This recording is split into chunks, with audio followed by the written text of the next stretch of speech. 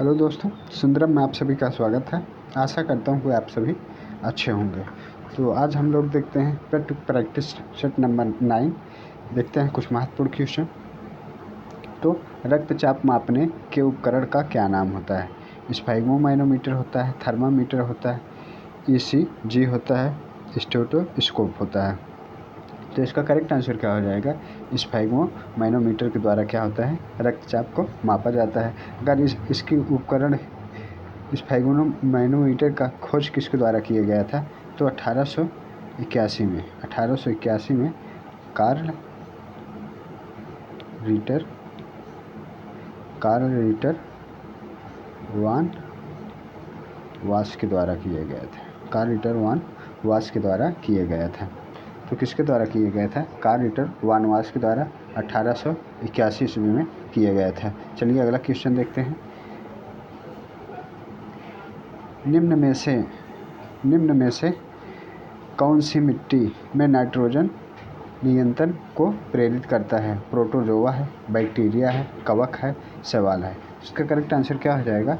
Option number A इसका correct answer हो जाएगा।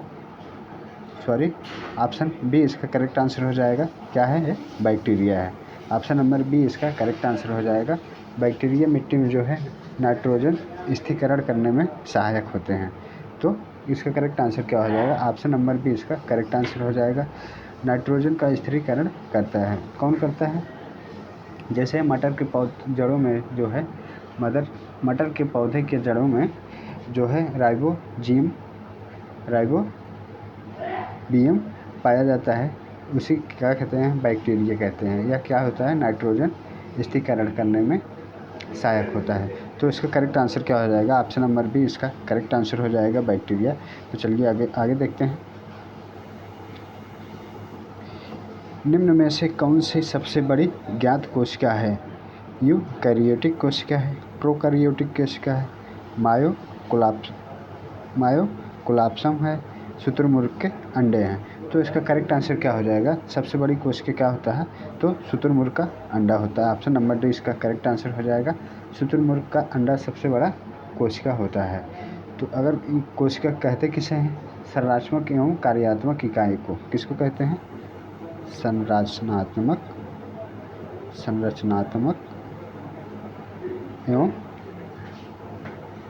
एवं कार्यात्मक इकाई को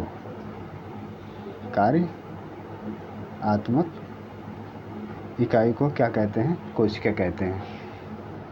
तो अभी तक के सबसे बड़ी कोशिका की ज्ञात क्या किया गया है? तो सबसे बड़ी कोशिका क्या है?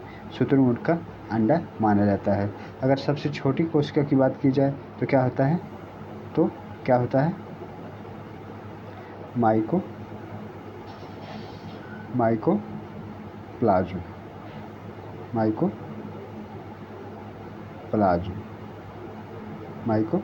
होता है। क्या होता है? माइकोप्लाज्म होता है। तो सबसे छोटी कोशिका क्या होता है? माइकोप्लाज्म। सबसे बड़ी कोशिका क्या होता है? शुतुरमुर्ग का अंडा होता है। सबसे छोटी कोशिका क्या होता है? माइकोप्लाज्म होता है। अगर मानव शरीर की सबसे बड़ी कोशिका की बात की जाए तो क्या होती है? मानव शरीर की सबसे बड़ी कोशिका क्या होती है? तंत्रिका तंत्र होता है। क्या होता है? तंत्रिका तंत्र होता है। मानव शरीर की सबसे बड़ी कोशिका क्या है? तंत्रिका तंत्र है। तो सबसे बड़ा क्या है? कोशिका क्या है? शुतुरमुर्ग का अंडा। सबसे छोटा क्या है? माइकोप्लाज्म है। और मानव शरीर की सबसे बड़ी कोशिका क्या होती है? वह तंत्रिका तंत्र कोशिका होती है। तो इसका करेक्ट आंसर क्या हो गया? Option number D. चलिए अगला देखते हैं। हवा महल किसने बनवाया? गुरु रामदास ने, महाराजा प्रताप सिंह ने, रविन्द्रनाथ टैगोर ने, ब्रिटिश सरकार ने। तो हवा महल किसके द्वारा बनवाया गया था? तो इसका option number B correct answer हो जाएगा। महाराजा प्रताप सिंह के द्वारा बनवाया गया था। ऑप्शन नंबर बी इसका करेक्ट आंसर हो जाएगा। तो हवा महल कहाँ है? यह जयपुर में स्थित है। कहाँ पर? जयपुर में स्थित है। हवा महल कहाँ है? यह जयपुर में स्थित है। इसका निर्माण महाराजा सवाई प्रताप सिंह के द्वारा किया गया था। कब किया गया था? तो 1799 ईस्वी में।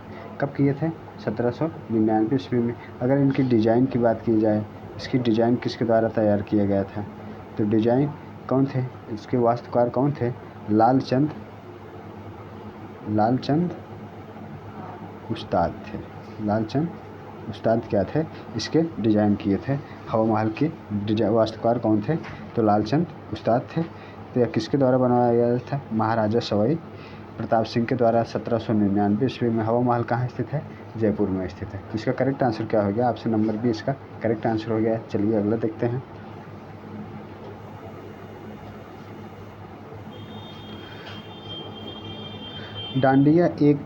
डांडिया कहाँ की एक लोकप्रिय नृत्य है, पंजाब की है, गुजरात की है, महाराष्ट्र की है, मध्य प्रदेश की है।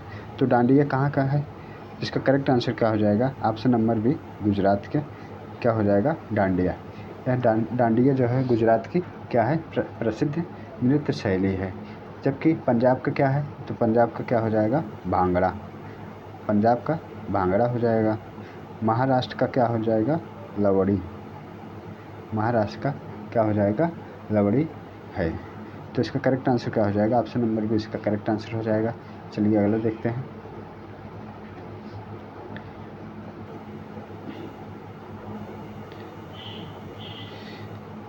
सबसे बड़े और सबसे गहरे महासागर का नाम क्या है, सबसे बड़े एवं सबसे गहरे महासागर का क्या नाम है, आर्कटिका है, प्रशांत है, अटलांटिक है, हिंद महासागर है। इसका करेक्ट आंसर क्या हो जाएगा, ऑप्शन नंबर कौन सा सही हो जाएगा, ऑप्शन नंबर बी इसका करेक्ट आंसर हो जाएगा। प्रशांत महासागर क्या है, यह सबसे बड़ा एवं सबसे गहरा है। तो प्रशांत महासागर क्या है, सबसे बड़ा एवं सबसे गहरा है। तो महासागरों की कुल संख्या कितनी है, तो महासागर कितने हैं, 5। कुल कितने महासागर हैं, 5 हैं। कौन है, प्रशांत है, अटलांटिक है, हिंद महासागर है, और अंटार्कटिका है, दक्षिण महासागर है। तो विश्व का सबसे बड़ा महासागर कौन सा है, तो प्रशांत महासागर विश्व का सबसे बड़ा महासागर है। तो चलिए अगला देखते हैं।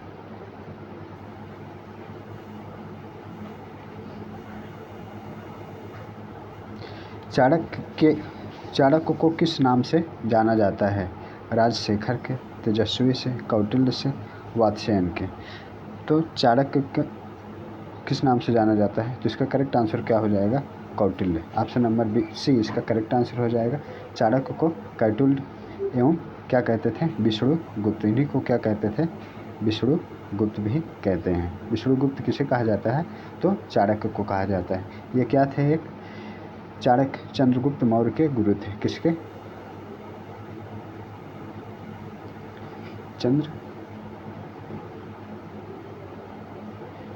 चंद्रगुप्त मौर्य के क्या थे, ये शिष्य थे। शिष्य किसके थे, चंद्रगुप्त मौर्य के क्या थे, गुरु थे। चंद्रगुप्त मौर्य के ये क्या थे, गुरु थे। चंद्रगुप्त मौर्य क्या था, इनका शिष्य था, अर्थात विष्णुगुप्त। इन्हीं को चाणक्य कहा जाता था, कौटिल्य कहा जाता था और विष्णुगुप्त, ये तीनों नाम एक ही हैं। चाणक्य, कौटिल्य और विष्णुगुप्त तीनों नाम एक ही हैं, इन्हीं को कहा जाता है। तो ये किसके गुरु थे, तो चंद्रगुप्त मौर्य के एक गुरु थे। चाणक्य ने अर्थशास्त्र की रचना की है, क्या किए हैं, अर्थशास्त्र की रचना किसके द्वारा किए गया, तो चाणक्य के ही द्वारा क्या है, किए गया है, अर्थशास्त्र की रचना किए गया है। तो चलिए अगला देखते हैं। तो इसका करेक्ट आंसर क्या हो गया, ऑप्शन नंबर सी इसका करेक्ट आंसर हो गया। चलिए अगला देखते हैं। निम्न में से कौन सा बैंक भारतीय रिजर्व बैंक के एक एजेंट के रूप में कार्य करता है, तो एजेंट के रूप में कार्य करता है। ये कार्य है, मिसप्रिंट टाइप की हो गई है। तो क्या हुआ है, भारतीय रिजर्व बैंक के एजेंट के रूप में कार्य कौन करता है, तो भारतीय स्टेट बैंक करती है, सेंट्रल बैंक करती है, केनरा बैंक करती है, इंडियन ओवरसीज बैंक करती है। इसका करेक्ट आंसर क्या हो जाएगा, ऑप्शन नंबर ये इसका करेक्ट आंसर हो जाएगा। भारतीय स्टेट बैंक क्या है, यह भारतीय रिजर्व बैंक का एक एजेंट के रूप में कार्य करती है। तो अगर भारतीय स्टेट बैंक की बात की जाए, इसका पुराना नाम क्या था, इम्पीरियल नाम था, इम्पीरियल पूछ लिया जाता है। Imperial bank of India, imperial bank of India किसका नाम था, तो यह नाम किसका था, इंपीरियल बैंक ऑफ इंडिया। तो यह किसका नाम था? भारतीय स्टेट बैंक का पुराना नाम क्या था? भारतीय स्टेट बैंक का पुराना नाम इंपीरियल बैंक ऑफ इंडिया था। इसकी स्थापना कब हुई थी भारतीय स्टेट बैंक की? तो 1 जुलाई, भारतीय स्टेट बैंक की स्थापना कब हुई थी? 1 जुलाई 1955 में। कब हुई थी? 1 जुलाई 1955 में। आप सब हमें यह कमेंट करके बताएं, भारतीय रिजर्व बैंक की स्थापना कब हुई थी? भारतीय रिजर्व बैंक की स्थापना कब हुई थी? इसका करेक्ट आंसर क्या हो गया? ऑप्शन नंबर ए इसका करेक्ट आंसर हो जाएगा। चलिए अगला देखते हैं।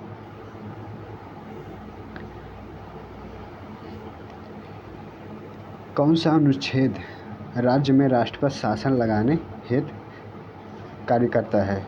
तो अनुच्छेद 356 है, 343 है, अनुच्छेद 51 है, अनुच्छेद 80 है। तो राज्य में राष्ट्रपति शासन कौन से अनुच्छेद के तहत लगता है? तो इसका करेक्ट आंसर क्या हो जाएगा? ऑप्शन नंबर ए इसका करेक्ट आंसर हो जाएगा। 556, अनुच्छेद 556 के तहत लगता है। तो राष्ट्रपति आपात किसके मतलब कितने कारणों में लगा सकता है? तो राष्ट्रपति आपात 3 प्रकार से लगाता है। ठीक है, राष्ट्रपति शासन 3 प्रकार से लगता है। एक होता है राष्ट्रीय आपात,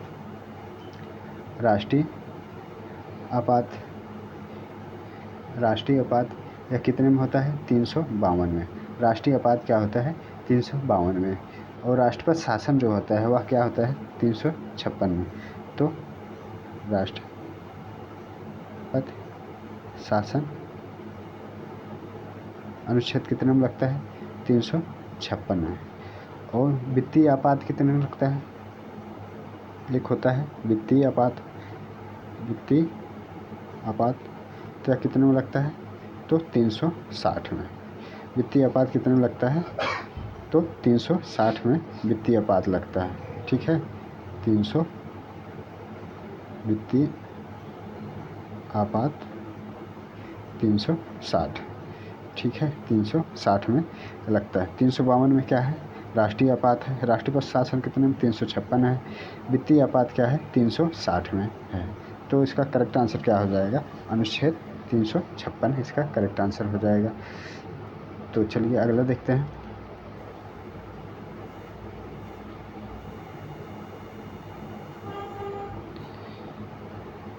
निम्न में से कौन सी नीति आयोग का अध्यक्ष भी होता है? तो नीति आयोग का अध्यक्ष कौन होता है? रक्षा मंत्री होते हैं, अटॉर्नी जनरल होते हैं, प्रधानमंत्री होते हैं, वित्त मंत्री होते हैं। तो इसका करेक्ट आंसर क्या हो जाएगा? तो ऑप्शन नंबर सी इसका करेक्ट आंसर हो जाएगा। नीति आयोग के अध्यक्ष कौन होते हैं? तो प्रधानमंत्री क्या होता है?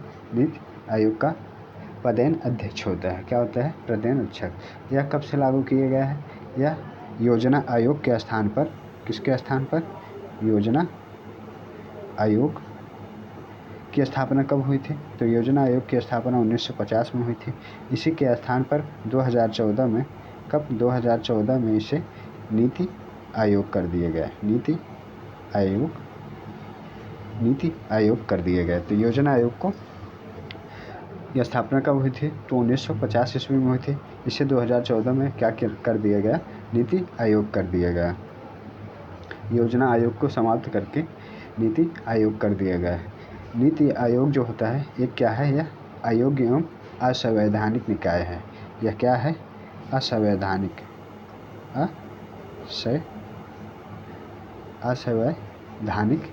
क्या है? निकाय है। ठीक है, यह क्या है? असंवैधानिक निकाय है। जिसका करेक्ट आंसर क्या हो जाएगा? Option number C. NITI Aayog का अध्यक्ष पदेन कौन होता है? तो प्रधानमंत्री होते हैं। चलिए अगला देखते हैं।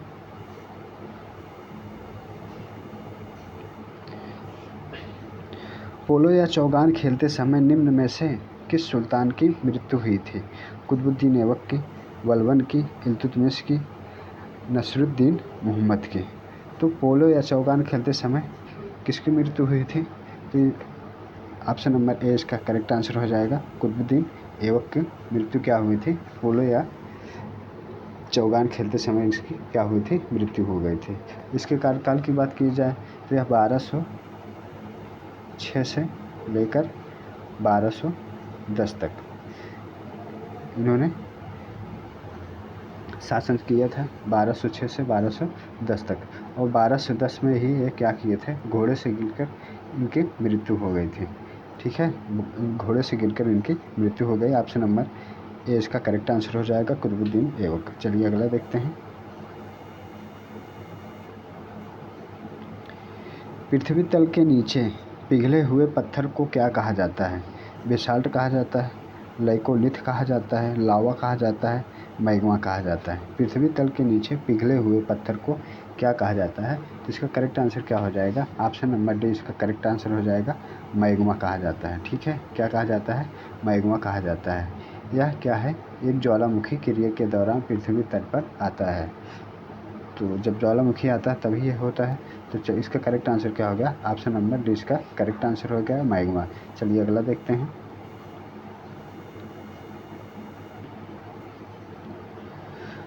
भारत चीन युद्ध को सुलझाने के लिए कौन सा प्रस्ताव लाया था? भारत चीन युद्ध को सुलझाने के लिए कौन सा प्रस्ताव लाया गया था? तो काहिर प्रस्ताव था, ढाका प्रस्ताव था, बेलग्रेड प्रस्ताव था, कोलंबो प्रस्ताव था। इसका करेक्ट आंसर क्या हो जाएगा? ऑप्शन नंबर डी इसका करेक्ट आंसर हो जाएगा, ऑप्शन नंबर डी। तो यह कब लाया गया था? 1962 में। कब लाया गया था? 1962 में। इंडोनेशिया, म्यांमार, संयुक्त राज्य अमेरिका, श्रीलंका, कोलंबो इत्यादि मिलकर क्या किए थे? इसको समझौता कराए थे। तो यह कौन सा प्रस्ताव था? तो कोलंबो प्रस्ताव था। तो इसका करेक्ट आंसर क्या हो गया? ऑप्शन नंबर डी इसका करेक्ट आंसर हो गया था। चलिए अगला देखते हैं।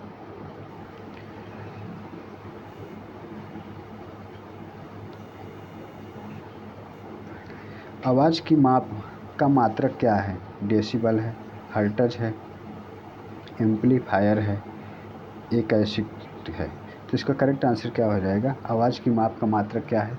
ऑप्शन नंबर ए इसका करेक्ट आंसर हो जाएगा, डेसिमल से मापा जाता है। आवाज़ किससे मापा जाता है? तो डेसिबल से मापा जाता है। ऑप्शन ए इसका करेक्ट आंसर हो जाएगा, डेसिबल से मापा जाता है। चलिए अगला देखते हैं।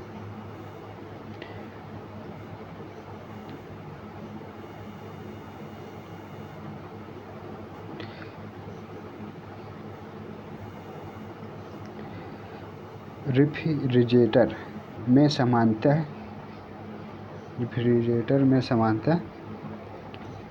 कुछ टाइपिंग गड़बड़ हो गई है यहाँ पर। तो शीतलक का प्रयोग किया जाता है, जिसका करेक्ट आंसर क्या हो जाएगा? अमोनियम है, नाइट्रोजन है, फ्रेयन है, ऑक्सीजन है। तो रेफ्रिजरेटर में पहले क्या किया जाता था? पहले किसका प्रयोग होता था? CFC का प्रयोग होता था। ठीक है, पहले किसका प्रयोग होता था? CFC, क्लोरोफ्लोरोकार्बन का प्रयोग पहले किया जाता था। लेकिन यह क्या करते थे?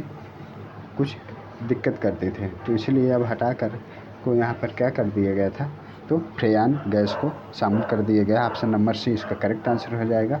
तो इसका करेक्ट आंसर क्या हो जाएगा? फ्रेयान। CFC का प्रयोग क्या है? जो कि हानिकारक होता था, इससे हानिकारक गैस निकलती थी। इसके स्थान पर अब फ्रेयान गैस का प्रयोग किया जाता है। तो इसका आंसर सी सही हो जाएगा। चलिए अगला देखते हैं।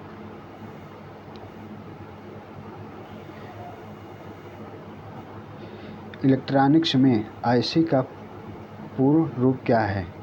इंटरनल सर्किट है, इंडिपेंडेंट सर्किट है, इंटीग्रेटेड सर्किट है, इनबिल्ट सर्किट है।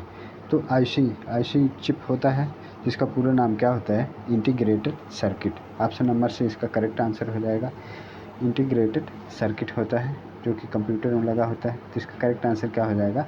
ऑप्शन नंबर सी इसका करेक्ट आंसर हो जाएगा। चलिए अगला देखते हैं।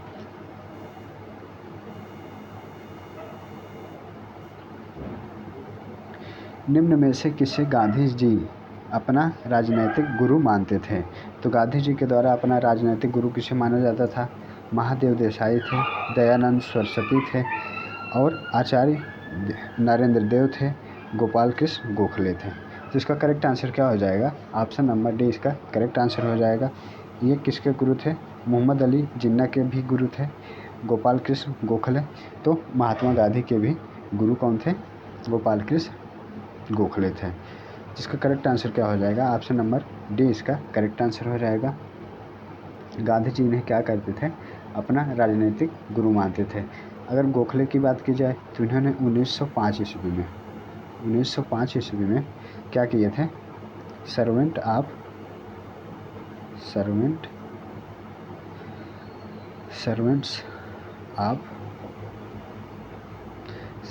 Of India society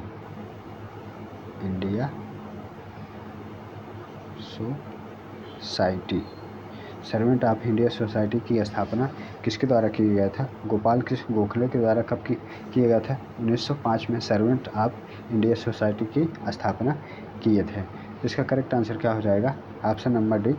Gandhi ji के राजनीतिक गुरु कौन थे? तो गोपाल कृष्ण गोखले थे। चलिए अगला देखते हैं।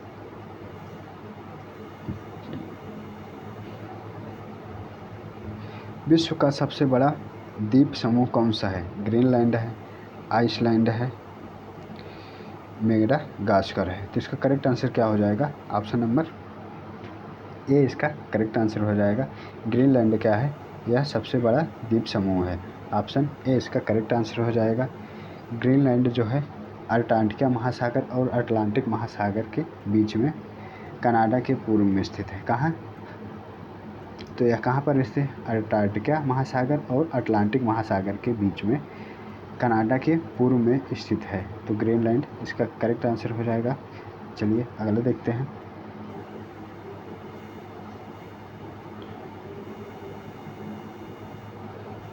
पन्नालाल घोष निम्न में से कौन सा वाद्य यंत्र बजाते थे? बांसुरी है, सितार है, वायलिन है, संतूर है। तो पन्नालाल घोष कौन सा वाद्य यंत्र बजाते थे? इसका करेक्ट आंसर हो जाएगा ऑप्शन नंबर ए इसका करेक्ट आंसर हो जाएगा। ये बांसुरी बजाते थे। पन्नालाल घोष क्या बजाते थे? ये बांसुरी बजाते थे। इन्हें जो है आमला ज्योति घोष के नाम से भी जाना जाता है। क्या नाम से जाना जाता है? आमला ज्योति घोष के नाम से भी जाना जाता है। पन्नालाल घोष को आमला ज्योति घोष के नाम से भी जाना जाता था। यह क्या थे? बांसुरी वादक थे। यह एक भारतीय बांसुरी वादक थे। इनका जो है मृत्यु कब हुई थी? 20 अप्रैल 1960 को। 20 अप्रैल जो है 1960 में इनकी क्या हो गई थी? मृत्यु हो गई। तो चलिए अगला देखते हैं।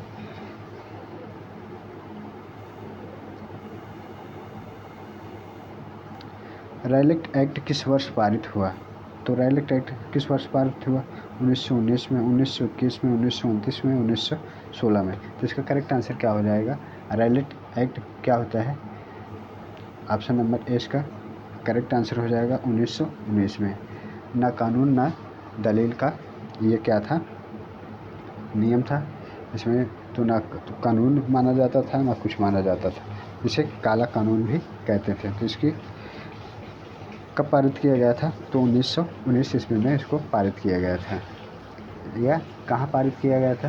तो दिल्ली में इसके द्वारा पारित किया गया था 1919 ईस्वी में। चलिए अगला क्वेश्चन देखते हैं। Question number 21। वह प्रदेश में वायु मृदा अपरदन सबसे प्रदेश में वायु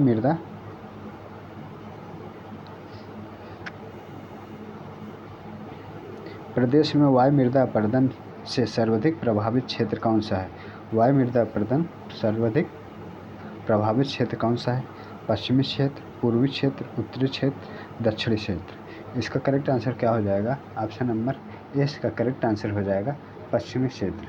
क्या हो जाएगा? पश्चिमी क्षेत्र जो है यह क्या है? वायु मृदा अपरदन का सर्वाधिक प्रभावित क्षेत्र है। तो करेक्ट आंसर क्या हो जाएगा? ऑप्शन नंबर ए इसका करेक्ट आंसर हो जाएगा। चलिए अगला देखते हैं।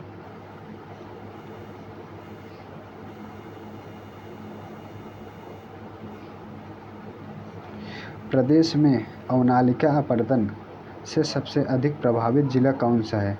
तो अवनालिका अपरदन सबसे अधिक कहाँ पर होता है? मेरठ होता है, गोरखपुर होता है, इटावा होता है, फर्रुखाबाद में होता है। तो सब सर्वाधिक जो है अवनालिका अपरदन कहाँ होता है? तो इसका ऑप्शन कौन सा हो जाएगा? Option number C correct answer हो जाएगा।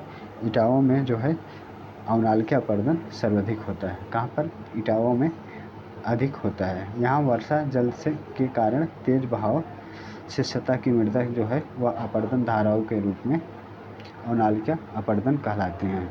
तो जो तेज़ धाराओं में अक्सर मिट्टी में इसमें क्या होती है, बह जाती हैं। तो यह कहाँ होता है, इटावा। ऑप्शन नंबर सी इसका करेक्ट आंसर हो जाएगा। चलिए अगला देखते हैं।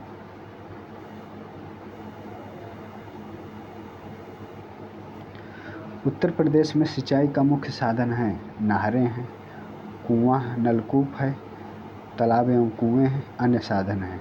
तो उत्तर प्रदेश में सिंचाई का मुख्य साधन क्या है, इसका option number B correct answer हो जाएगा। ऑप्शन नंबर बी इसका सही आंसर हो जाएगा। तो क्या होता है, नलकूप द्वारा सिंचाई यहाँ पर अधिक होती है। उत्तर प्रदेश में नलकूप द्वारा सिंचाई अधिक किया जाता है। तो इसका करेक्ट आंसर क्या हो गया, ऑप्शन नंबर बी इसका करेक्ट आंसर हो गया है। चलिए अगला देखते हैं।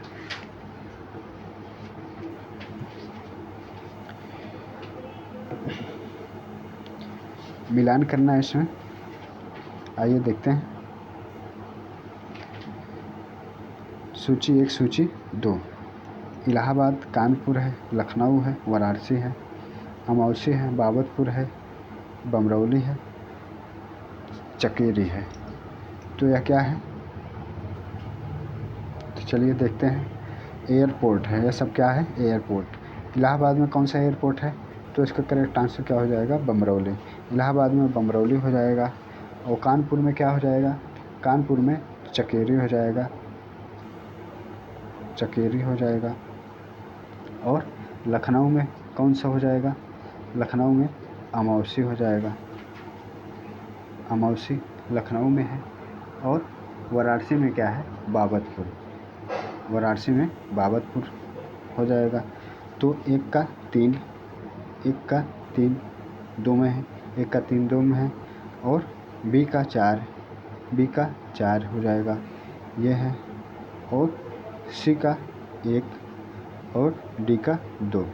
तो इसका करेक्ट आंसर क्या हो गया, ऑप्शन नंबर से इसका करेक्ट आंसर हो गया 3 4 1 2, इसका करेक्ट आंसर हो गया। तो इलाहाबाद में बमरौली एयरपोर्ट है, कानपुर में चकोरी एयरपोर्ट है, लखनऊ में अमौसी एयरपोर्ट है, वाराणसी में बाबतपुर एयरपोर्ट है। तो इसका करेक्ट आंसर क्या हो गया, ऑप्शन नंबर सी इसका करेक्ट आंसर हो गया। चलिए अगला देखते हैं।